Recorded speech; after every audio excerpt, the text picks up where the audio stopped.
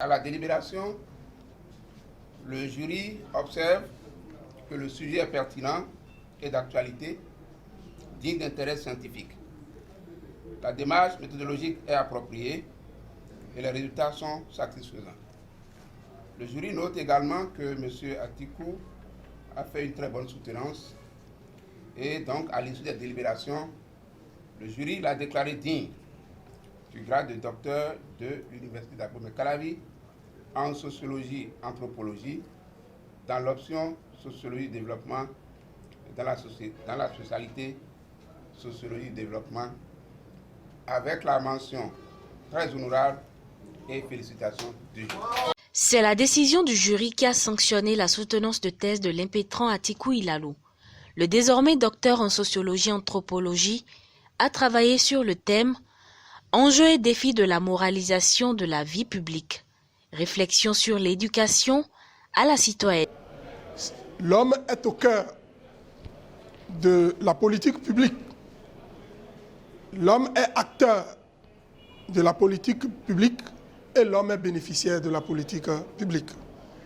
Le comportement de l'homme peut remettre en cause ses actions à n'importe quel niveau. Si l'homme ne prend pas conscience de cela, tous les projets que nous initions pour le développement de notre pays vont être compromis à la longue. Et les financements que nous y mettons vont être engagés à perte. Il s'agit du comportement éthique des citoyens. Mon travail a porté sur la moralisation de la vie publique et l'éducation à la citoyenneté.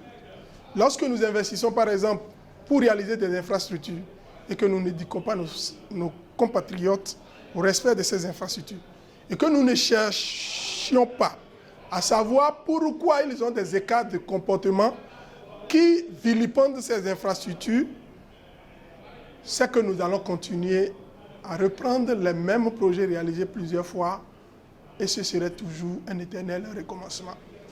Parce que l'homme bénéficiaire n'a pas les comportements qu'il faut pour valoriser ce que nous faisons au titre de ces projets pour le bien-être. Devant le jury mixte international, il a convaincu de par la qualité de son travail. Il s'agit d'une contribution au service du développement face aux dérives constatées dans la vie publique.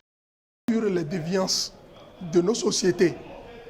Étant donné que nous avons travaillé sur les déviances de nos sociétés, nous avons recensé un certain nombre de comportements qui ne favorisent pas l'émergence d'une citoyenneté de développement.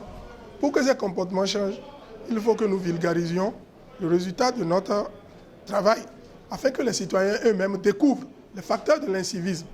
Et nous avons aussi énuméré beaucoup de perspectives pour améliorer l'état actuel des choses.